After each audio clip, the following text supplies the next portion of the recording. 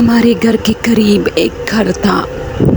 یہ گھر خالی تھا، لیکن چونکہ اس وقت میری عمر بہت کم تھی، میں اکثر کھڑکی میں کھڑی ہوتی تھی۔ اس گھر میں ہر رات 3 عورتیں داخل ہوتی تھیں۔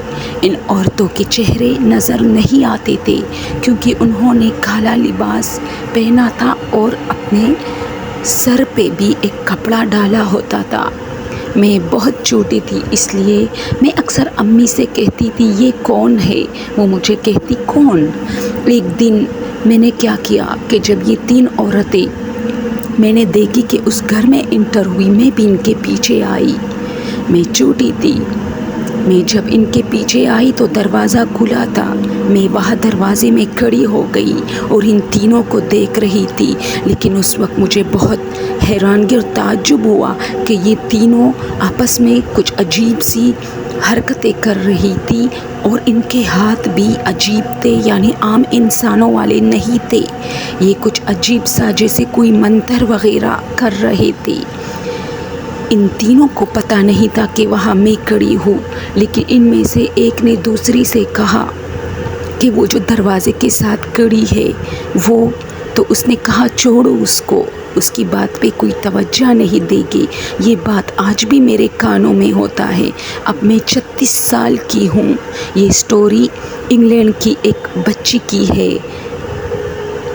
بہت پرانے زمانے کی سٹوری ہے، اب وہ گزر چکی ہے، لیکن جب وہ یہ سٹوری بیان کر رہی تھی اس وقت اس کی عمر 36 سال تھی۔ وہ کہتی تھی کہ جب میری عمر صرف 8 سال تھی تب میں یہ سب کچھ دیکھتی تھی، لیکن میرے گھر والے میری بات پر کوئی توجہ واقعی نہیں دیتے تھے۔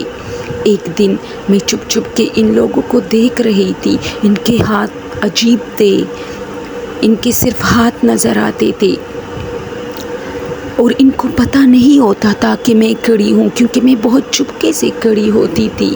یہاں تک کہ اس میں ایک عورت کے 4 ہاتھ تھے۔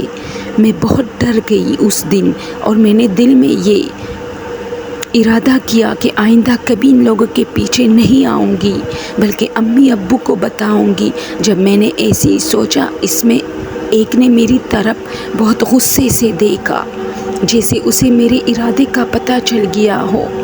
میں وہاں سے بھاگ کے آئی، لیکن میں بہت گھبرا گئی تھی۔ میں نے رو رو کے اپنی امی کو بتایا۔ وہ مجھے نیند میں بھی آتی تھی اور اسی طرح گھر گھر کے دیکھتی تھی۔ پھر میرے ابو نے کہا ایسا کچھ نہیں ہے، لیکن تم ڈرتی ہو۔ وہ گھر پھر ہم نے چھوڑ دیا، کیونکہ میرے ابو نے بھی پھر ان عورتوں کو نوٹ کیا تھا۔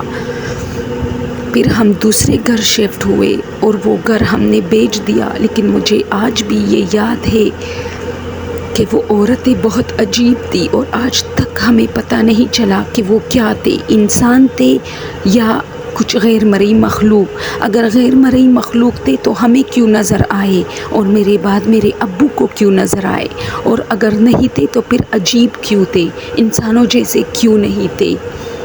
دوستو، یہ ریئل سٹوریز پر مبنی چینل ہے۔ اگر آپ لوگوں کو پسند ہو تو پلیز سبسکرائب کیجیے۔ Thank you so much.